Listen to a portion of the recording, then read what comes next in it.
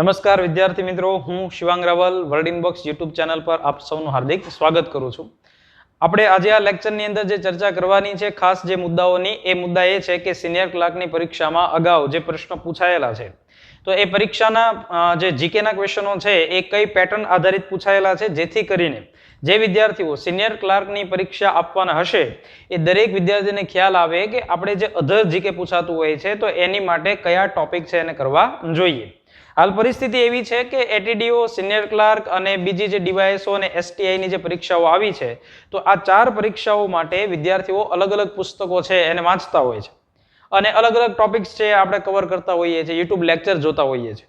પણ હવે મુદ્દો એ છે કે ભાઈ એટલા બધા પુસ્તકોમાંથી આપણે કયા પોઈન્ટ છે એને વાંચવા જોઈએ જે સીધા આપણને પરીક્ષાની અંદર કામમાં આવે. તો એની માટે એનાલિસિસ તમારી પાસે હોવું અત્યંત મહત્વનું છે. તો જુઓ, પહેલી વસ્તુ તો આપણે જોઈએ કે તમારો જે સિલેબસ છે, જે સિનિયર ક્લાર્કનો સિલેબસ છે એ અહીંયા તમારી પાસે સ્ક્રીન ઉપર છે અને તમારી પાસે પણ હશે. જ્યારે તૈયારીની શરૂઆત કરતા હોય ત્યારે સિલેબસને આપણે ખાસ મેન્ટેન કરતા હોઈએ છીએ. અહીંયા જે પહેલો કોર્સ, આ જે પોર્શન છે એમાં સામાન્ય જ્ઞાન કરીને એક ટોપિક લખવામાં આવેલો છે. હવે આ સામાન્ય જ્ઞાનની અંદર શું આવે? સામાન્ય જ્ઞાન નામનો જે ટોપિક છે એની અંદર શું આવે તો કે એમાં ગુજરાત અને ભારતનું મહત્વનું જે જીકે હોય, જનરલ નોલેજ, એને કન્સિડર કરતા હોય છે. તો એમાં ટોપિક તમે જુઓ કે ભાઈ ગુજરાત ઇતિહાસ છે, ગુજરાતનું ભૂગોળ છે, કલા અને સંસ્કૃતિ છે, ભારતનું બંધારણ, સામાન્ય વિજ્ઞાન, કરંટ અફેર, ભારત અને ગુજરાતનું, કોમ્પ્યુટરને લગતું જે જ્ઞાન હોય એ, એની પછી પર્યાવરણ, જાહેર વહીવટ, સરકારી યોજના, પંચાયતી રાજ, ડિઝાસ્ટર મેનેજમેન્ટ. આ આખો જે પોર્શન છે એમાંથી 80 ગુણ છે એ નીકળવાના છે. 80 માર્ક્સનું ભારણ છે. ટોપિક વધારે છે તો સામે માર્ક્સ પણ વધારે છે. મારે આજે તમારી સાથે જે ચર્ચા કરવાની છે એ કયા કયા ટોપિકની અંદરથી કરવાની છે તો કે જો એક ગુજરાતનું ભૂગોળ છે, કલા છે, સંસ્કૃતિ છે અને આ વિષયની સાથે જોડાયેલા જે પોઈન્ટ હોય, જેમાં એક વિષય એ પણ છે કે જે ડિઝાસ્ટર મેનેજમેન્ટ નામનો ટોપિક લખવામાં આવેલો છે. તો એક્ઝામમાં ક્વેશ્ચનો છે એ ટોપિકના કેવી રીતે નીકળે છે અથવા હવે કઈ રીતે નીકળી શકે. તો મારે તમને ટોપિક કહેવાનો છે કે તમે સિનિયર ક્લાર્કની તૈયારી કરતા હો તો આ ટોપિકને વધારે ભાર આપજો અને એમાંથી ક્વેશ્ચન નીકળવાની સંભાવનાઓ છે એ વધારે છે. એટલે ગુજરાત ભૂગોળ, કલા સંસ્કૃતિ, ગુજરાતના જિલ્લા અને ડિઝાસ્ટર મેનેજમેન્ટ અને સાથે અન્ય જીકે કેવી રીતે કયા ટોપિકની અંદરથી એ લોકો પૂછે છે. બરાબર. સાથે તમને એક બીજી વાત જણાવી દઉં કે ગુજરાતના જિલ્લા એવું નામ આવે એટલે ઘણા બધા મિત્રો કહેતા હોય કે સાહેબ 33 જિલ્લાઓ છે અને આ 33 જિલ્લામાંથી કોઈ પણ ફેક્ટ્સ પૂછાઈ શકે, કોઈ પણ એટલે પેટર્ન એ હું તમને જણાવીશ. તો એને કઈ રીતે તૈયાર કરી શકાય શોર્ટ ટાઈમની અંદર, એની માટે એક શ્રેણી શરૂ કરવામાં આવેલી છે અને એ શ્રેણી છે એને આપણે એપિસોડ નામ આપવામાં આવેલો છે. ગુજરાતને 5 અલગ અલગ ભાગમાંથી જે ઉત્તર ગુજરાતનો વિસ્તાર છે એના 6 જિલ્લાઓ મેં અગાઉ યુટ્યુબની અંદર મૂકી દીધેલા છે.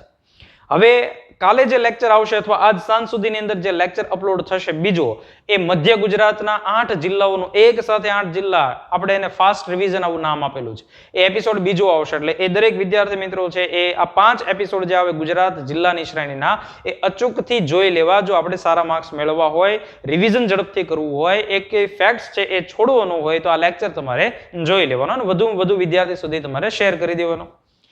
આજના લેક્ચરનો જે વિષય જે છે આપણો કે ભાઈ સિનિયર ક્લાર્કની અંદર કેવા ક્વેશ્ચનો પૂછાયેલા હતા એને મારે તમને અહીંયા એસોર્ટિંગ કરીને બતાવવાના છે અને પોઈન્ટ આપવાનો છે કે આવા તમારે પોઈન્ટ કરી લેવાના છે. ચાલો આપણે આગળ વધીએ તો જ તમને ખ્યાલ આવશે. ક્વેશ્ચન જોઈએ આપણે.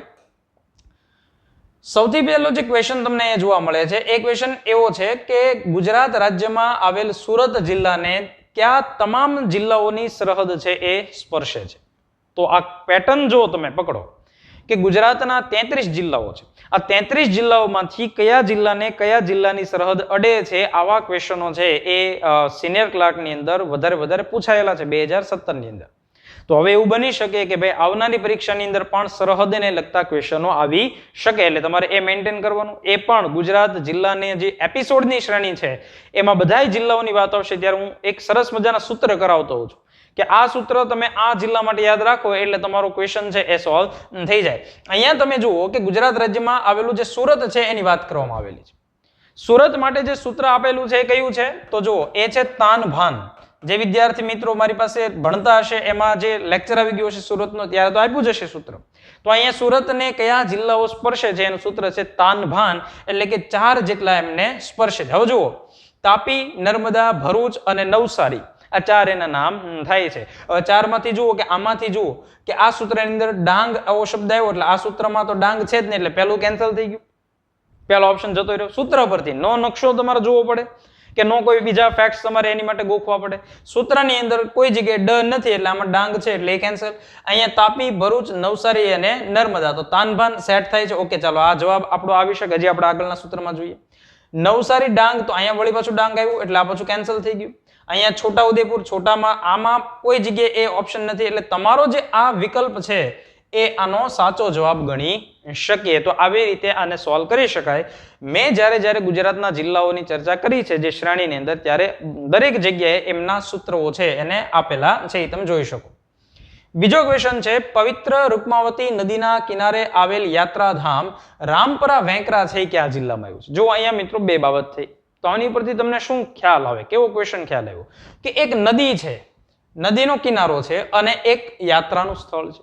એટલે તમારે શું કરવાનું છે કે ભાઈ હવે આવનારી પરીક્ષા માટે નદી કિનારે વસેલા જે શહેરો છે બરાબર અથવા નદી કિનારે વસેલા જે યાત્રાના સ્થળો છે આ યાત્રાના સ્થળોને વ્યવસ્થિત રીતે કરી લેવા જોઈએ.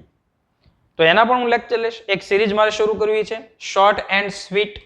બરાબર, શોર્ટ એન્ડ સ્વીટ જે શ્રેણી હશે એની અંદર શું આવશે કે ગુજરાતની અંદરના જે ગુફા સ્થાપત્ય છે ભાઈ કઈ કઈ જગ્યાએ ગુફા આવેલી છે એક લેક્ચર આપણે એની પર લઈશું. ટૂંકો લેક્ચર પણ એની અંદર માહિતી તમને છે એ વધારે મળશે. જેને આપણે કહેવત છે ગાગરમાં સાગર માહિતીનો જ્યારે સ્ત્રોત હોય ત્યારે.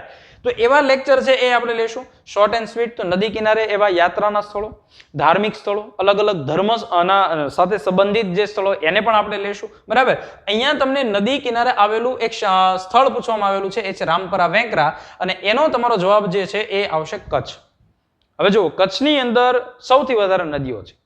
કેટલી છે તમે જાણો છો? 97 જેટલી નદીઓ છે. એ 97 નદી પૈકી જે દક્ષિણ તરફ વહન કરી અને કચ્છના અખાતની અંદર અહીંયા કચ્છનો અખાત છે આ કચ્છના અખાતની અંદર આવતી એક નદી છે જેનું નામ છે રૂકમાવતી નદી. આ રૂકમાવતી નદી કઈ જગ્યાએ આવીને મળશે તો કે માંડવી નામના સ્થળે મળશે અને એ માંડવી ખાતે આવેલું ગામ છે જે સ્થળ છે એનું નામ છે રામપરા વેંકરા. રામપરા વેંકરા પરીક્ષામાં પૂછાનું શું કામ? એક તો જો બધા સ્થળો નથી પૂછાતા જે ઐતિહાસિક ધાર્મિક મહત્વ ધરાવતા હોય સાંસ્કૃતિક વારસાનું કંઈક મહત્વ ધરાવતા હોય તો એવા સ્થળ પૂછાય છે. બાકી નદીના કિનારે તો એવા ઘણા બધા ગામડા ઘણા બધા શહેર આવ્યા હોય. તો રામપરા વેંકરા ખાતે શું આવેલું છે? ગંગાજીનું મંદિર આવેલું છે અને એવું મનાય છે કે ભાઈ ગંગાજીનું મંદિર કેવું છે ગુજરાતની અંદરનું એકમાત્ર. અને જો ગંગાજીનું મંદિર ત્યાં આવ્યું હોય ને તમને પરીક્ષામાં એવો પ્રશ્ન પૂછાય કે ગંગાજીનો મેળો ક્યાં ભરાય તો આપણો જવાબ શું હોય કે ભાઈ રામપરા વેંકરા ખાતે ભરાય. તો આનો જવાબ છે એ કચ્છ આવશે. એટલે તમારી જે પેટર્ન છે પ્રમાણે નદી કિનારે વસેલા શહેર અને નદી કિનારે આવેલા યાત્રાના સ્થળો તમારે વ્યવસ્થિત કરી લેવા જોઈએ. ચાલો એનાથી આગળ વધીએ. આ જીકે નો એક ક્વેશ્ચન કહી શકાય અને સાહિત્યકારનો એક ક્વેશ્ચન કહી શકાય. એટલે તમારે એ રીતે તૈયાર કરવાનું કે કયા સાહિત્યકારે પરિક્રમા નર્મદા મૈયાની પુસ્તક દ્વારા ગુજરાતના પ્રવાસ સાહિત્યમાં નોંધપાત્ર. અહીંયા જુઓ સાહિત્યની અંદર પણ ઘણા પ્રકાર પડતા હોય એમાંનો એક પ્રવાસ સાહિત્ય છે. નર્મદા નદી છે એ કઈ જગ્યાએથી ઉદ્ભવશે તો કે મધ્યપ્રદેશ, આગળ મહારાષ્ટ્ર અને ગુજરાતની અંદર એમનો અંત આવશે. આપણે જાણીએ છીએ મધ્યપ્રદેશની અંદર જેટલો ભાગ વહન કરે છે એક નર્મદાનો સૌથી વધારે વહન માર્ગ છે, પછી મહારાષ્ટ્રમાં સૌથી ઓછો અને ગુજરાતની અંદર એમનો અંત આવે છે. આ બાબતથી ગુજરાતના ભૂગોળની અંદર આપણે ભણ્યા હોઈએ છીએ. તો આ નર્મદા મૈયાની જે પરિક્રમા કરવાની છે તો પરિક્રમાનો મતલબ શું થાય કે ભાઈ જે જગ્યાએ નર્મદા મૈયા આવેલા છે અને કિનારેથી ચાલવાનું શરૂ કરવામાં આવે અને જે જગ્યાએ ઉદ્ગમ સ્થાન છે ત્યાંથી વળી પાછા એક રાઉન્ડ મારીને વળી ત્યાં ને ત્યાં આવીએ એને પરિક્રમા કહેતા હોઈએ છીએ આપણે. એના વિશે એક પુસ્તક લખવામાં આવ્યું અને એ પુસ્તક લખનાર વ્યક્તિનું નામ પરીક્ષામાં અવારનવાર પૂછાય છે અમૃતલાલ વેગડ. નર્મદા મૈયાના ફેક્ટ્સ આવશે એટલે પરીક્ષાની દ્રષ્ટિએ એ વધારે મહત્વનું થઈ જશે કારણ કે ગુજરાતની એમેઝોન તરીકે ઓળખાય છે. બરાબર. બીજી વસ્તુ જુઓ કે ઘણા મિત્રો એમ થાય કે સાહેબ આ ધ્રુવ ભટ્ટ છે એમણે પણ નર્મદા મૈયા વિશે કંઈક લખેલું છે તો એમણે એક પુસ્તક તૈયાર કરેલી છે એમનું નામ છે તત્વમસી. અને આ તત્વમસી નામનું જે પુસ્તક છે એ તત્વમસી ઉપરથી એક પિક્ચર બની ગયું ગુજરાતી જે પિક્ચરનું નામ છે રેવા નામનું પિક્ચર. ઘણા વિદ્યાર્થી મિત્રો એ છે આ પિક્ચર જોયું પણ હશે. તો રેવા એ પિક્ચર કોની ઉપરથી બને છે? તત્વમસી ઉપરથી. અને એ કોના દ્વારા લખાય છે? ધ્રુવ ભટ્ટ દ્વારા. પણ પરિક્રમા નર્મદા મૈયાની આ પુસ્તક કોના દ્વારા લખાયેલું છે? અમૃતલાલ વેગડ દ્વારા. રંગ અવધૂત જેનો આશ્રમ હમણાં RFO ની એક્ઝામમાં પૂછાઈ ગયો, એમણે સૌપ્રથમ નર્મદા મૈયાની પરિક્રમા કરેલી હતી. નર્મદા મૈયાની પરિક્રમા છે એ બે પ્રકાર, એક મહિનાનો સમયગાળો હોય અને 3 વર્ષનો સમયગાળો પણ લાગતો હોય છે જ્યારે સંપૂર્ણ પરિક્રમા કરવામાં આવે ત્યારે. તો આની વધારે ચર્ચા આપણે જિલ્લાઓના પોર્શનની અંદર કરશું. એનાથી આગળ વધીએ આપણે. ચાલો જો મેં તમને ડિઝાસ્ટર મેનેજમેન્ટની શરૂઆતમાં વાત કરી. કુદરતી આફત. આ કુદરતી આફત કેવી વસ્તુ છે કે ભાઈ વાતાવરણની અંદર, આબોહવાની અંદર અથવા કોઈ પણ એવી કુદરતી બાબતને ધ્યાનમાં રાખીને ડિઝાસ્ટર આવે, આફત આવે કે જે લગભગ રોકવી એ અમુક અંશે માનવીઓના હાથમાં હોતું નથી. તો ભારત સરકારમાં ડિઝાસ્ટર મેનેજમેન્ટ છે એ કયા વિભાગ અંતર્ગત અથવા કોના દ્વારા સંભાળવામાં આવે છે? તો એનો પહેલો તો હું આન્સર આપી દઉં કે એ ministry of home affairs. Home અફેર્સનો મતલબ શું થાય? ગૃહ ખાતું. અને ગૃહ ખાતું છે એ તમને ખ્યાલ હશે કે ભાઈ અત્યારે ગૃહ ખાતુંની વાત કરીએ તો અમિતભાઈનું નામ આવે, અમિતભાઈ શાહ. તો ડિઝાસ્ટર મેનેજમેન્ટ છે કે ભાઈ હવે એને કઈ રીતે અટકાવી શકાય અથવા એની અગાઉથી માહિતી મળી જાય અને ડિઝાસ્ટર થાય, આફત આવે એની પહેલા જ એવા સાવધાનીના પગલાં લેવામાં આવે, એની સાથે જોડાયેલી સંસ્થા ડિઝાસ્ટર મેનેજમેન્ટ. તો એનો આગળનો ક્વેશ્ચન આવશે જ્યારે આપણે વધારે વાત કરીએ. Disaster national disaster management authority. ઘણીવાર આનું ફૂલ ફોર્મ પૂછાય છે અને ફૂલ ફોર્મ ન પૂછાય ત્યારે આ જે સિનિયર ક્લાર્કની પરીક્ષામાં પૂછાયેલો ક્વેશ્ચન કે એની સ્થાપના અથવા એની રચના છે એ કયા વર્ષે કરવામાં આવી. તો આનો જે જવાબ આવશે આ પ્રશ્નનો એ આવશે 2005 ની અંદરથી. કુદરતી આફતને રોકવા માટે અથવા એના નિવારણ માટે અથવા જ્યારે આફત આવી ચૂકી છે પછી લોકોને કઈ રીતે મદદ કરી શકાય એની માટે એક એક્ટ આવેલો, ડિઝાસ્ટર મેનેજમેન્ટ એક્ટ, કાયદો, કુદરતી વ્યવસ્થાપન કાયદો 2005 ની અંદર આવ્યો. એ જે કાયદો આવ્યો એ અંતર્ગત એક તમને ટીમનું નામ પણ આમાં નથી પૂછવાનું એટલે કદાચ પૂછાઈ શકે. આ NDRF. જો આ વખતે NDMA પૂછાયેલું છે એટલે એવું બની શકે કે ભાઈ ડિઝાસ્ટર મેનેજમેન્ટનો જો ટોપિક નાનો તો મૂકવામાં આવ્યો હોય તો એમાં NDRF નું ફૂલ ફોર્મ પૂછાઈ શકે, નેશનલ ડિઝાસ્ટર રિસ્પોન્સ ફોર્સ. તાવતે વાવાઝોડું આવી ગયું, બરાબર, સૌરાષ્ટ્રની અંદર જો દક્ષિણ ભાગ છે બહુ નુકસાની કરી, અમરેલીનો વિસ્તાર, ગીર સોમનાથનો વિસ્તાર છે, ભાવનગરનો વિસ્તાર છે, તો એમાં બહુ નુકસાની કરી. તો હવે એ નુકસાની થઈ ગઈ પછી રાહતના કાર્ય કરવા માટે જે ટીમ કાર્યરત હોય છે એ છે NDRF. અને એ NDRF ની સ્થાપના તમને પૂછાય તો 2006 ની અંદર આવશે. કાયદો ડિઝાસ્ટર મેનેજમેન્ટ એક્ટ 2005 ની અંદર, NDMA national disaster management authority 2005 ની અંદર, પણ જ્યારે આ રિસ્પોન્સ ફોર્સ પૂછવામાં આવે તો 2006 આવશે. ઓકે, ચાલો આવા ક્વેશ્ચનો પરીક્ષાની અંદર પૂછાય છે. હવે જુઓ, દરિયા કિનારે આવેલું રમણીય સ્થળ ડુમ્મસ. મિત્રો ગુજરાતનો જે દરિયા કિનારો છે એ કેટલા કિલોમીટરનો છે? 1600 કિલોમીટરનો. ઓકે, જો આ 1600 કિલોમીટરનો હોય, ગુજરાતની અંદર 15 જેટલા જિલ્લાઓ જો દરિયા કિનારે આવેલા હોય તો દરેક જિલ્લાની અંદરથી અમુક એવા ફરવા લાયક પર્યટન સ્થળ એ દરિયા કિનારે આવે કે લોકો ત્યાં છે એ ફરવા માટે, હરવા ફરવા માટે જતા હોય છે. તો સુરતની અંદર, નવસારીની અંદર, વલસાડની અંદર, ભાવનગરની અંદર, કચ્છની અંદર, તો આ બધી જગ્યાએ, પોરબંદર છે, ગીર સોમનાથ છે, સોમનાથ મહાદેવનું પોતું મંદિર ત્યાં આવેલું, દ્વારકા, દેવભૂમિ દ્વારકાની અંદર દ્વારકા નગરી છે એ પોતે દરિયા કિનારે વસેલી છે. દરિયા કિનારે વસેલા જે રમણીય સ્થળ હોય પરીક્ષાની અંદર પૂછાય છે. તો આપણે એ દરેક દરિયા કિનારે આવેલા સ્થળને વ્યવસ્થિત જોઈ લેવા જોઈએ. એની પર હું એક લેક્ચર તમને બનાવી આપીશ.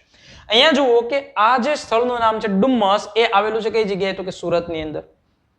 તાપી નદીનું મુખ છે ભાઈ, એમનું નથી પૂછવાનું. એક તો રમણીય સ્થળ છે, સુરતના જે લોકો છે મોટા ભાગે તમને ત્યાં જોવા મળતા હોય છે, હરવા ફરવા માટે જતા હોય એ, પણ એ પૂછાય શું કામ પરીક્ષામાં? તો કે ભાઈ તાપી નદીનું મુખ આવ્યું અને એ તાપી નદીની મુખની ઉત્તરે તમને સુવાલીની ટેકરીઓ જોવા મળે.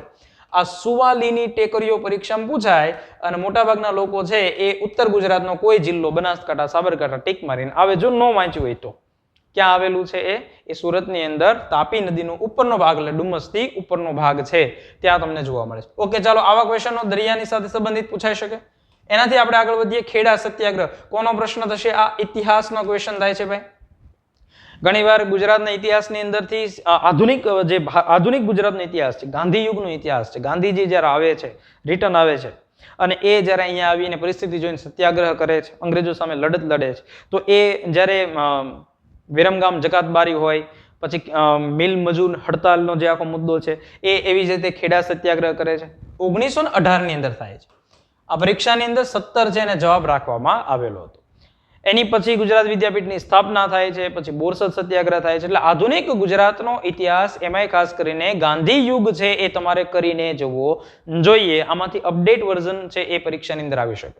તો હવે ઘણા મિત્રો છે એમ કહે છે કે સાહેબ આ બધા ક્વેશ્ચનો છે એ એવા જ પૂછાશે કે એમાં અપડેશન હશે? થોડું ઘણું અપડેશન હશે, કારણ કે સચિવાલયની 2017ની પરીક્ષાની પણ પેટર્ન આવી હોઈ શકે, ટોપિક આવા હોઈ શકે, એમાં થોડુંક એ ટ્વિસ્ટ કરી શકે, થોડુંક અપડેટ વર્ઝન છે એ આપી શકે. પણ એવું નથી કહેતા કે બધું એવા જ ક્વેશ્ચનો આવે 200 પ્રશ્નો કે જે તમે કોઈ દિવસ જોયા જ નહીં, વાંચ્યા જ ન હોય. તમારે ખાલી ટોપિકને સમજવાના છે કે ગૌણ સેવા પસંદગી મંડળ છે આ ટોપિક ઉપર વધારે ભાર આપે છે, બરાબર. બીજી વસ્તુ કે જો જે વિદ્યાર્થી મિત્રો એવી ઈચ્છા ધરાવતો હોય કે સાહેબ અમારે આવા જ ક્વેશ્ચનો છે એની પ્રેક્ટિસ ટેસ્ટ આપવી હોય તો, અથવા અપડેટ તમે જે વર્ઝન કહો છો એની પ્રેક્ટિસ ટેસ્ટ આપવી હોય તો એની માટે વર્લ્ડ ઇનબોક્સ એકેડમીએ છે વ્યવસ્થા કરી છે. હું તમને એક નંબર લખી આપું છું 75060404, બરાબર. આ નંબર ઉપર કોલ કરી અને તમે માહિતી મેળવી લ્યો કે ભાઈ આ સિનિયર ક્લાર્કની પરીક્ષા આવે એની પહેલા અમારે 5 જેટલી મોક ટેસ્ટ આપવી છે. 5 ટેસ્ટ એની અંદર આન્સર કી સાથે, OMR સાથે, ઘર બેઠા જે વિદ્યાર્થીઓ છે એ ગાંધીનગર, ભાવનગર જેવી એકેડમી સુધી પહોંચી નથી શકતા અને માનો કે કોઈ વ્યક્તિ છે એ અલગ અલગ ગામડાના વિસ્તારની અંદર અથવા કોઈ પણ જગ્યાએ, તો એને ઘર બેઠા છે એ આ જે સેટ છે એ મળી જાય એવી વ્યવસ્થા આ જે સિનિયર ક્લાર્કની મોક ટેસ્ટ છે, પ્રેક્ટિસ ટેસ્ટ એની અંદર કરવામાં આવેલી છે. તો જ્યારે પરીક્ષા દેવા તમે જાઓ છો તો એની પહેલા તમારું સ્વમૂલ્યાંકન થાય ને મિત્રો, એ અત્યંત મહત્વનું છે, બરાબર. સ્વમૂલ્યાંકન વગર તમે પરીક્ષા દેવા જાઓ તમને ખ્યાલ જ નથી તમને કયા ટોપિકમાંથી કેટલું આવડે છે. તો આ નંબર ઉપર ફરીવાર કહું છું કે આ નંબર ઉપર એકવાર નોંધી લ્યો 7575060404, ફોન કરો, માહિતી મેળવો. ફોન અથવા તમે વોટ્સએપ કરી દો તો તમને સામેથી માહિતી દેવામાં આવશે. ઓકે, ચાલો એનાથી આગળ વધીએ આપણે. ચુડા તાલુકો ગુજરાત રાજ્યના કયા જિલ્લામાં આવેલો છે મિત્રો? જો હવે આ તાલુકા ઉપર આવી ગયા, બીજું કોઈ મુદ્દો નહીં, કોઈ લોજિક નહીં. તમને આવડે છે તો ઠીક છે, નહીતર ઈ ટીક મારીને આવો. તાલુકાઓ છે ગુજરાતની અંદર બધા જિલ્લાની અંદર અલગ અલગ છે. બનાસકાંઠામાં 14 હોય, ભાવનગરમાં 10 હોય, કચ્છમાં 10 હોય, આવી રીતે અલગ અલગ તાલુકાઓ છે. તો એને યાદ રાખવા માટે તમારે ડેઈલી 5 થી 10 મિનિટ તાલુકાને વાંચવા પડે. જો એની તમે શોર્ટકટ ટ્રીક બનાવો, જેમ કે ભાવનગર છે તો ભાવનગરની અંદર જો એવી શોર્ટકટ ટ્રીક બનાવો, ઉભા પાવ ગાજે સીતમ ગો, ઉભા પાવ ગાજે સીતમ ગો, પણ વ ઉપરથી વડનગરી થાય, વડાલી થાય, વલભીપુરી થાય, એટલે એમાં કન્ફ્યુઝન ઘણીવાર વિદ્યાર્થીને વધતું હોય છે. એટલે એમાં સૂત્રનો આગ્રહ હું નથી રાખતો, બાકી સૂત્ર તો એમાંય હોય છે આપણી પાસે. પણ તમારે શું કરવાનું, 5-10 મિનિટ માટે જીકેની આપણી જે પુસ્તક છે વર્લ્ડ ઇનબોક્સની, એમાં બધા જ તાલુકા વ્યવસ્થિત આપેલા છે, તો એને તમે વાંચો. આ ચુડા તાલુકો છે એ ક્યાં આવશે? એ સુરેન્દ્રનગરની. બાકી 2 થી 3 તાલુકાના ક્વેશ્ચન આવશે, એ ફાઇનલ છે, એને તમે ભાર આપો. નહીતર ઘણા કે સાહેબ અમને તાલુકા પૂછાય છે ખબર છે, સરહદ પૂછાય છે ખબર છે, પણ કરવું નથી ને. પ્રશ્ન એ છે કરશે કોણ, લખશે કોણ, વાંચશે કોણ? આ અને એવા ફેક્ટ્સ ગોતશે કે ભાઈ બાજુવાળો લાઇબ્રેરીમાં બેઠો બેઠો એવી પુસ્તક ક્યાંકથી લઈ આવ્યો અથવા એવા લેક્ચર જોયો તો હવે એને ઊંઘ ન આવે, જ્યાં સુધી પુસ્તક એની પાસે વસાવી નહીં લઈને ત્યાં સુધી એને એમ થશે કે હું બાકી રહી જઈશ ને આ પાસ થઈ જશે. એટલે આવી મેન્ટાલિટીથી ઘણા વિદ્યાર્થીઓ છે રહી જતા હોય છે. એટલે આપણે કોન્ફિડન્સથી પેપર આપીએ, વ્યવસ્થિત વાંચીએ, એવું વાંચીએ કે ફરીવાર એનું જ્યારે એકવાર રિવિઝન કરીએ ત્યારે બધા જ મુદ્દા રિવાઇઝ થઈ જાય. નહીતર ઘણા વિદ્યાર્થી મિત્રો છે એ વાંચે, હમણાં મારે 1-2 વાર એવા વ્યક્તિ સાથે મુલાકાત થઈ કે સાહેબ અમે વાંચીએ તો છે 10-12 પાના વાંચીને પછી આગળ જઈને તો પહેલું પાનું ભૂલાઈ ગયું. આ તો વૈશ્વિક પ્રશ્ન છે, યુનિવર્સલ પ્રોબ્લેમ છે, બરાબર. એ ભૂલાઈ જ જવાનું છે, કારણ કે તમે એ રીતે જો વાંચશો, સિરિયસ અને ગંભીર રીતે નહીં વાંચો અને એટલું બધું મેન્ટલી પ્રેશર લઈને વાંચશો તો ભૂલાઈ જવાનું છે. વ્યવસ્થિત 1-2 વાર વાંચો, પણ એવું વાંચો કે આગળ જતા એકવાર એનું રિવિઝન કરીએ તો આપણને આવડી જાય. ઓકે, ચાલો એનાથી આગળ વધીએ. કુદરતી ગેસના ભંડારનું ઉદ્ભવ સ્થાન લુણેજ. જો આપણને એને પૂછવું છે માત્ર લુણેજ ક્યાં આવેલું છે, તો આનો જવાબ શું હશે કે લુણેજ છે એ આણંદની અંદર આવેલું. આણંદમાં પણ ખાસ કઈ જગ્યાએ? આણંદની અંદર ટોટલ તાલુકાઓની સંખ્યા છે 8 અને 8 પૈકીનો અત્યંત મહત્વનો પરીક્ષાલક્ષી તાલુકો છે એ છે ખંભાત. દરિયા કિનારે આવેલો છે. સ્તંભ તીર્થ તમે કહો કે કેમ્બે કહો કે તાળા, સુતરફેણી, હલવાસન, પતંગ માટે જાણીતું એ ખંભાત. દરિયા કિનારે ધુવારણ, તાપ વિદ્યુત મથક માટે જાણીતું ખંભાત. તો એ જગ્યાએ લુણેજ નામનું સ્થળ આવેલું છે. લુણેજ ખાતેથી સૌ પ્રથમવાર 1958માં શું મળી આવ્યું? ખનીજ તેલ મળી આવ્યું. ખનીજ તેલનું શું મહત્વ છે? એ પેટ્રોલનો ભાવ ધીમે ધીમે વધે છે એટલે દરેક વિદ્યાર્થીઓ, દરેક વ્યક્તિ, આમ જનતા, દરેક લોકો જાણતા હોય કે ભાઈ પેટ્રોલિયમનું શું મહત્વ છે? તો ગુજરાતની અંદરથી સૌપ્રથમ પેટ્રોલિયમ જે જગ્યાએથી મળી આવ્યું એ સ્થળનું નામ છે લુણેજ. એટલે પૂછાયેલું છે, એટલે તમારે પરીક્ષાની અંદર સૌપ્રથમ આવી જગ્યા કોઈ ડિટેક્ટ થઈ હોય, પ્રાગ ઐતિહાસિક કાળનો હોય સ્થળ, લિગ્નાઇટ આવી રીતે મળતો હોય, સૌથી વધારે મળતો હોય, તો ખનિજ સાથે સંબંધિત હોય અથવા આવા કોઈ અવશેષ સાથે સંબંધિત હોય, તો આ મુદ્દાઓને વ્યવસ્થિત વાંચવા જોઈએ. બરાબર. તો લુણેજ આવી જ એક જગ્યા તમને જોવા મળશે. ખાખરિયા ટપ્પા મહેસાણાની અંદર, ગાંધીનગરની અંદર આવેલું, જ્યાંથી પણ ખનિજ તેલ મળી આવે છે. તો આવા મુદ્દાઓ છે એ તમારે ખનિજ સાથે સંબંધિત પણ કરવા જોઈએ. ચાલો જો આ જીકે નો પ્રશ્ન, આને જીકે અન્ય જીકે તરીકે ઓળખતા. ગુજરાતના જીકે માં ન આવે, કલા સંસ્કૃતિ લખેલું છે પણ એમાં ખાસ લઈ કીધું ગુજરાતનો કલા સંસ્કૃતિ. પંજાબ તો ગુજરાતમાં આવતું નથી ભાઈ, એક જિલ્લામાં આવે છે. પંજાબ નામનો રાજ્ય છે એ ગુજરાતના એક જિલ્લામાં પણ છતાં પૂછેલું, અન્ય જીકે ની અંદર ઓળખાય. અને જ્યારે પૂછાયું કે પંજાબના પ્રચલિત લોકનૃત્યનું નામ જણાવો, તો આમાં બધા જ વિદ્યાર્થીઓ છે પેલા ભાંગડા ગોતે, ક્યાં છે ગોતો.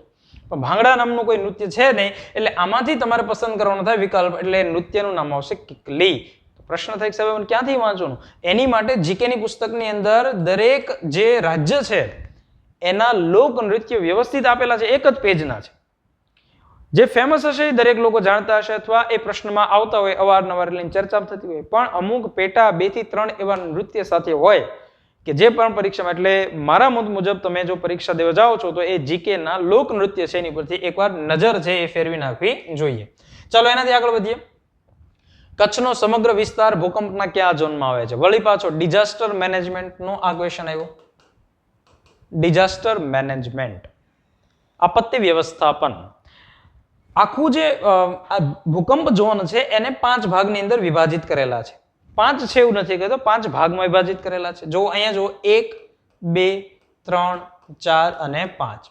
સમય જતા આ પહેલો અને બીજો ભાગ છે એ મર્જ કરી અને બનાવી નાખવામાં આવ્યો. 2 પછી 3, 4 અને 5. તો ટોટલ ઝોન કેટલા છે? તો કે 4 છે. તો 5 ઝોન એમ લખ્યું હોય તો 1, 2, 3, 4, 5, પણ 1 અને 2 છે એ કેવા થઈ ગયા છે? મર્જ થઈ ગયા છે. એ ભૂકંપ આવવાની જે તીવ્રતા છે મિત્રો એની પર આધાર રાખતું હોય છે. 5 છે મેક્સિમમ તીવ્રતા થઈ ગઈ, કે ત્યાં ભૂકંપ ઝોન છે કે 5 હોય એટલે ત્યાં ભૂકંપ ધરતીકંપ આવવાની જે સંભાવના છે વધારે છે. તો આપણું ગુજરાત છે એમાંનો કચ્છ ભાગ છે એમાં 5 નંબરનો જે ઝોન છે એ લાગુ પડે છે. એટલે કે સૂકો વિસ્તાર છે, ભૂગર્ભ જળ છે એ ઓછું હોય, જમીન ફાટી પડતી હોય, એટલે દૂર ઘસી પડતી હોય, ફાટી જતી હોય છે, એટલે ધરતીકંપ આવવાની સંભાવના વધારે છે. એટલે ત્યાંનું સ્થાપત્ય, રહેણાંકનું સ્થાપત્ય ભૂંગા, એટલા માટે તો રહેવાય છે કે ભાઈ ભૂંગા છે એ ઘાસમાંથી બનાવવામાં આવેલા મકાન હોય છે. તો એ કચ્છ છે એ બીજું કે કચ્છની અંદર 26મી જાન્યુઆરીનો ભૂકંપ, 2001 નો ભૂકંપ, 1819 નો ભૂકંપ, અલ્હાબાદની ઘટના, તો એ કચ્છ છે એ ભૂકંપ ઝોન છે એ 5 ની અંદર આવતું હોય. આ અલ્હાબાદની બધી જ વસ્તુ ગુજરાત જિલ્લાની અંદર કચ્છનો વિસ્તાર આવશે ત્યારે આપણે શ્રેણીની અંદર ભણશું. ડિઝાસ્ટર મેનેજમેન્ટ સાથે સંબંધિત દરિયા ઉપરથી આવતું વાવાઝોડું સૌપ્રથમ વખત જ્યારે જમીનને સ્પર્શે છે ત્યારે એને શું કહેવાય? જો હવે વાવાઝોડાઓ ચક્રવાત છે, સાયક્લોન જેને આપણે કહેતા હોઈએ, એ સાયક્લોન એ વાવાઝોડું ઉદ્ભવશે ક્યાંથી? તો કે એ દરિયાની અંદર ઉદ્ભવશે. દરિયાની અંદર પણ લો પ્રેશર અને હાઈ પ્રેશર જ્યારે ભેગા થાય છે ત્યારે વાવાઝોડું ઉદ્ભવતું હોય છે. તો અહીંયા પ્રશ્ન એવો છે કે દરિયાની અંદરથી વાવાઝોડું ઉદ્ભવી અને કોઈ એક દિશાની અંદર આગળ વધે. ચોક્કસ ન હોય કે ભાઈ આજે મારે કેરળનો જ વારો પાડવો છે, આજે ગુજરાતનો જ વારો પાડવો, એવું કઈ એનું નક્કી હોતું નથી. એ કોઈ એક દિશાની અંદર આગળ વધતું હોય છે, એની ફંટાઈ પણ જતું હોય છે. પણ હમણાં જે તોકતે વાવાઝોડું આવ્યું એ ફંટાણું નહીં, અને એ સીધે સીધું છે એ સૌરાષ્ટ્રના ભાગની સાથે ટકરાય છે. તો જ્યારે એ ટકરાવાનું હતું ત્યારે ન્યૂઝ ચેનલ વાળા લોકો જોર જોરથી કહેતા હતા કે લેન્ડફોલ થયું, લેન્ડફોલ થયું. મતલબ શું થાય કે જ્યારે એ વાવાઝોડું છે એ જમીન ભાગની અંદર આવી જાય તો એનો જવાબ મળી જાય કે ભાઈ એને લેન્ડફોલ કહેવાય. ઉના અને જે અમરેલીનો જે વિસ્તાર, દીવ અને ઉનાનો વિસ્તાર છે એની વચ્ચેથી લેન્ડફોલ થયું, આવું બધું છે એ ત્યારે બોલતા હતા. સીધો ખ્યાલ આવી ગયો કે ભાઈ જ્યારે જમીનને ટકરાય છે તો એને લેન્ડફોલ ઘટના કહેવાય. તો આવા પણ શબ્દ સાથે સંબંધિત જે ક્વેશ્ચનો છે એ ડિઝાસ્ટર મેનેજમેન્ટ આધારિત તમને પૂછી નાખવામાં આવતો હોય. ચાલો એનાથી આગળ વધીએ. ગુજરાતના ભૂગોળ સાથે સંબંધિત ગીરના જંગલને કયા વર્ષે અભયારણ્ય ઘોષિત કરવામાં આવ્યું? હવે જ્યારે આ પ્રાણીઓની વાત આવે ત્યારે સંરક્ષણ જ્યારે પ્રાણીઓને દેવાનું હોય ત્યારે રાષ્ટ્રીય ઉદ્યાન છે, અભયારણ્ય છે અને જૈવ આરક્ષિત ક્ષેત્ર છે. 3 માંથી કોઈ પણ પ્રશ્ન પૂછાઈ શકે કે સૌથી મોટું અભયારણ્ય કયું, સૌથી મોટું નેશનલ પાર્ક કયું, એટલે કે રાષ્ટ્રીય ઉદ્યાન કયું? સૌથી નાનું કયું? સિંહની વસ્તી ધરાવતા હોય એવા અભયારણ્ય કેટલા છે? આવા બધા ક્વેશ્ચનો છે એ અભયારણ્યમાંથી આવી શકે. તો એની માટે પણ આપણે એક લેક્ચરની વ્યવસ્થા કરશું. તો ગીરના જંગલને કયા વર્ષથી અભયારણ્ય ઘોષિત કરવામાં આવ્યું? એનો જવાબ આવે 1965. 1965. હવે સમજો કે ભાઈ ગીર છે એ અભયારણ્ય છે અને ગીર છે એ રાષ્ટ્રીય ઉદ્યાન પણ છે. બંને છે. એ જ ગીરનો ભાગ છે એ અભયારણ્ય છે અને એ જ રાષ્ટ્રીય ઉદ્યાન. જ્યારે તમને એમ પૂછવામાં આવે કે રાષ્ટ્રીય ઉદ્યાન એને ક્યારે ઘોષણા કરવામાં આવી, તો 1975. પણ અભયારણ્યની વાત આવે તો 1965 ની અંદર ગુજરાતમાં 23 અભયારણ્યો, 4 રાષ્ટ્રીય ઉદ્યાન ને 1 જેવા આરક્ષિત ક્ષેત્ર. આના ક્વેશ્ચનો તમારે વ્યવસ્થિત કરવા જોઈએ. ચાલો એનાથી આગળ વધીએ. બીજો ક્વેશ્ચન જોઈએ. ઓકે, એક સમયના ક્રાંતિકારી અને પુડુચેરી આશ્રમના સ્થાપક અરવિંદ ઘોષ ગુજરાતના કયા દેશી રાજ્યમાં? આ ઇતિહાસનો મુદ્દો છે. જવાબ આવશે વડોદરા. મહારાજા સયાજીરાવ ગાયકવાડ નગરી તરીકે ઓળખાતું બરોડા સ્ટેટ. હું જ્યારે મધ્ય ગુજરાત ભણાવીશ, કાલે જ એનો લેક્ચર આવશે, અથવા જો પ્રયત્ન એવો છે કે આ સાંજ સુધીમાં લેક્ચર આવી જાય, તો એ સમયે વડોદરા સ્ટેટની વાત આવશે. મહારાજા સયાજીરાવ ગાયકવાડ છે, એણે વડોદરાનો ખૂબ વિકાસ કર્યો. સંસ્કારી નગરી તરીકે આપણે ઓળખતા હોય છે વડોદરાને. તો અલગ અલગ જે પોતે સ્કિલ ધરાવતા લોકો હોય એને વડોદરાની અંદર સ્થાન આપ્યું. તો એમાં અરવિંદ ઘોષ છે, મૂળ બંગાળના, કોલકાતાના છે એ પોતે, અને જ્યારે એ વિદેશ ભણવા માટે જાય છે ત્યારે એવું લાગે છે કે ભાઈ દેશને સ્વતંત્ર કરવામાં, તો દેશની જે સેવા છે એ મારે કરવી છે એવું નક્કી કરી નાખે છે. એ આગળ જતા જ્યારે બરોડા સ્ટેટમાં આવે છે ત્યારે MS યુનિવર્સિટીની અંદર પ્રાધ્યાપકની નોકરી કરે છે. એની પણ આપણે ચર્ચા આવશે. ઓકે, ચાલો એનાથી આગળ વધીએ. ગુજરાત રાજ્યના ખેડા જિલ્લાને નીચે દર્શાવેલ જિલ્લાઓ પૈકી જુઓ. ખેડા જિલ્લો અત્યારે પૂછાણો, આગળ સુરત જિલ્લો પૂછાણો હતો. એનું પણ સૂત્ર પરથી સોલ્વ કરવાનું. આમાં નકશાની તમારે જરૂર જ નહીં પડે. આ ગામ આવું આ મુદ્દો તમારો પૂરો. પહેલા તો ખેડાને 7 જિલ્લાની સરહદ અડે છે. 1 2 3 4 5 6 ને 7. ઓપ્શનમાં જુઓ કે આની સૂત્રમાં ન આવતો એવો એક શબ્દ તમને દેખાય છે, તરત જ આમ આંખે વળગે એવો શબ્દ છે છોટા ઉદેપુર. કારણ કે ઓપ્શનની અંદર 6 ઉપરથી કોઈ આપણું સૂત્ર જ નથી. તો આ ગામ આવો. હવે તમારે અગત્યના 10 થી 12 એવા જિલ્લાઓ છે કે જે પૂછાઈ શકે એની સંભાવના છે, તો એના સૂત્ર તો યાદ રાખવા પડે કે ખેડા આ ગામ આવું, સુરત તાનભાન. બરાબર, તો આવા સૂત્ર છે એ તમારે યાદ રાખવા પડે. આનો જવાબ આવશે છોટા ઉદેપુર. ઓકે, ચાલો એનાથી આગળ વધીએ. 1920 ગુજરાત વિદ્યાપીઠ સૌ પ્રથમ કોના બંગલામાં શરૂ કરવામાં આવી? ગાંધી યુગ. મેં કીધું એ પ્રમાણે મિત્રો, જીકે માટે ગાંધી યુગ છે એ તમે વ્યવસ્થિત કરીને જ જજો.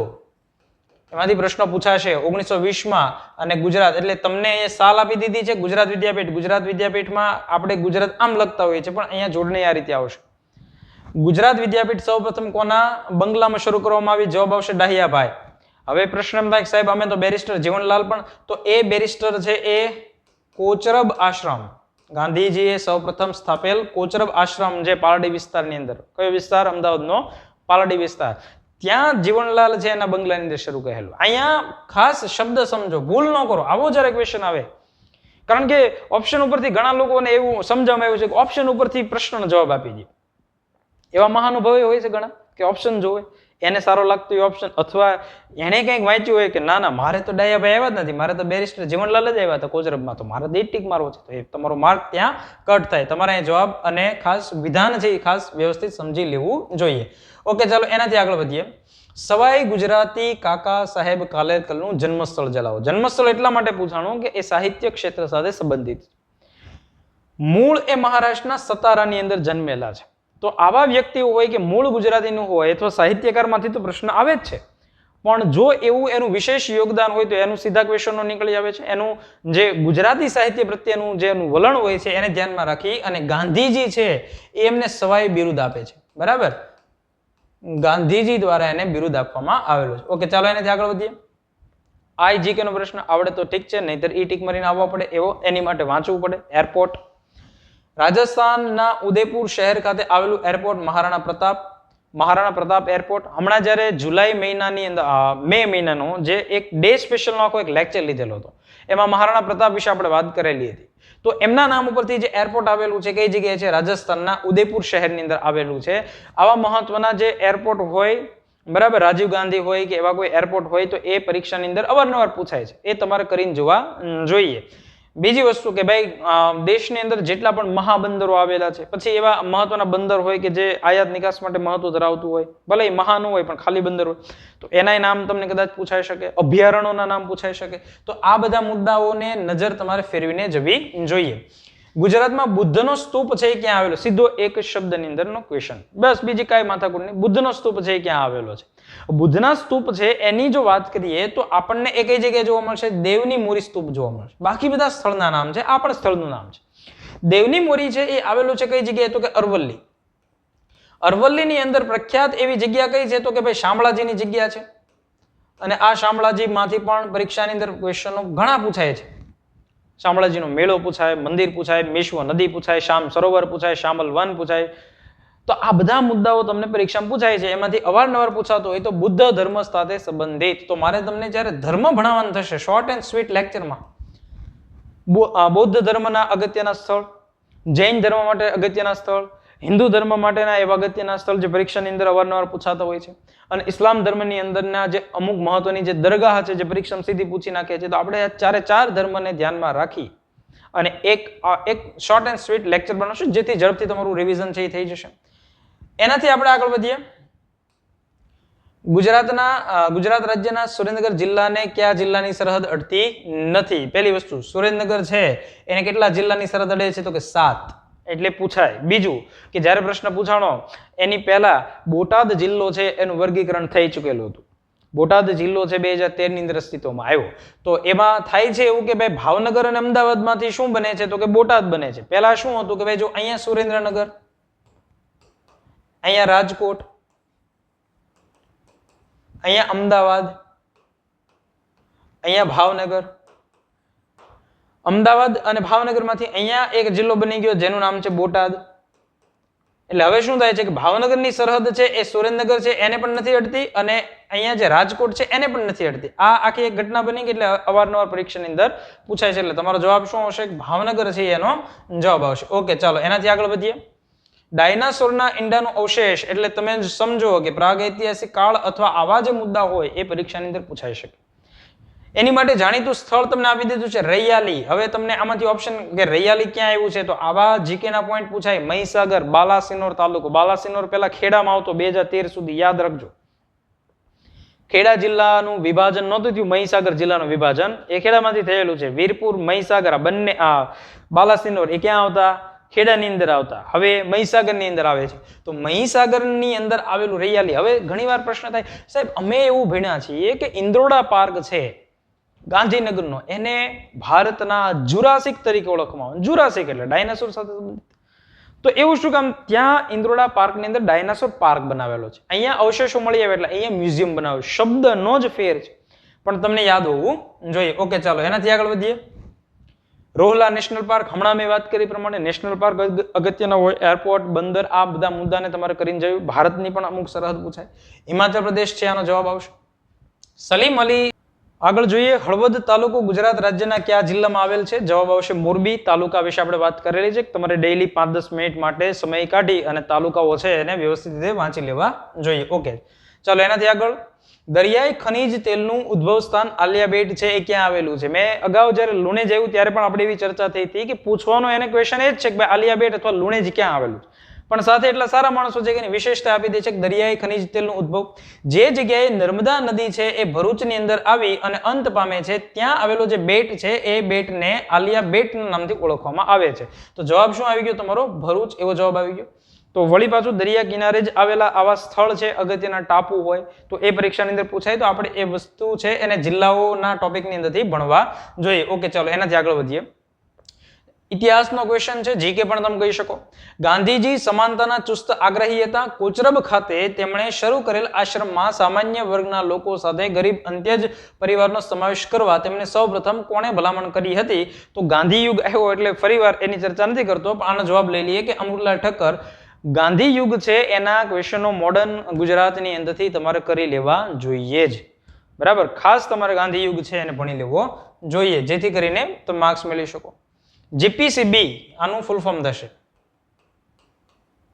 Gujarat pollution control board, Gujarat પ્રદૂષણ નિયંત્રણ બોર્ડ ની સ્થાપના કયા વર્ષે કરવામાં આવેલી? સરકાર દ્વારા સ્થાપિત આવી સંસ્થાઓ હોય બરાબર, કે જે અલગ અલગ કોઈ પણ ઉદ્દેશ સાથે કામ કરતી હોય એની સ્થાપના, જેમ કે તમને પૂછે ગુજરાત મેરીટાઈમ બોર્ડ એ કઈ સાલમાં સ્થાપિત કરવામાં આવ્યું, તો આવા ક્વેશ્ચનો છે એ પરીક્ષામાં પૂછાઈ શકે. તો આવી સંસ્થાઓને એકવાર કન્સિડર કરી લ્યો.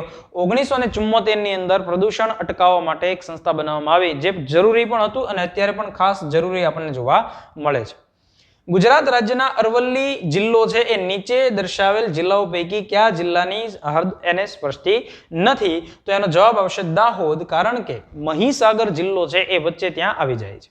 હવે ગુજરાતના એવા જિલ્લાઓ જે અહીંયા તમે જુઓ કે ભાઈ આ બનાસકાંઠાથી લઈને દક્ષિણનો ભાગ છે, અહીંયા બનાસકાંઠા આવશે, સાબરકાંઠા તમને જોવા મળશે, એમાંથી અલગ થયેલો અરવલ્લી તમને જોવા મળશે, અરવલ્લી પછી અહીંયા મહીસાગર જોવા મળશે, મહીસાગર પછી દાહોદ આવશે.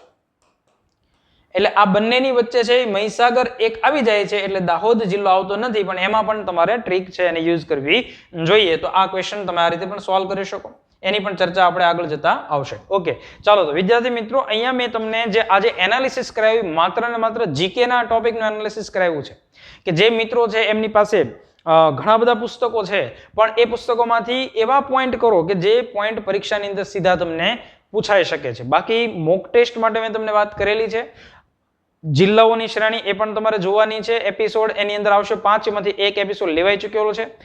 શોર્ટ એન્ડ સ્વીટ કરીને પણ આપણે એક કાર્યક્રમ ચલાવશું કે જેમાં સીધા બેઠા જે ફેક્ટ્સ પરીક્ષાની અંદર પૂછાય એવા આપણે કરશું. બરાબર, બાકી ઇંગ્લિશ વિષય છે એની માટે પણ ખાસ આયોજન કરવામાં આવેલું છે. એટીડીઓ અને સિનિયર ક્લાર્ક આ બંનેની અંદર ઇંગ્લિશ વિષય છે એ ખૂબ મહત્વનો પૂછાય છે.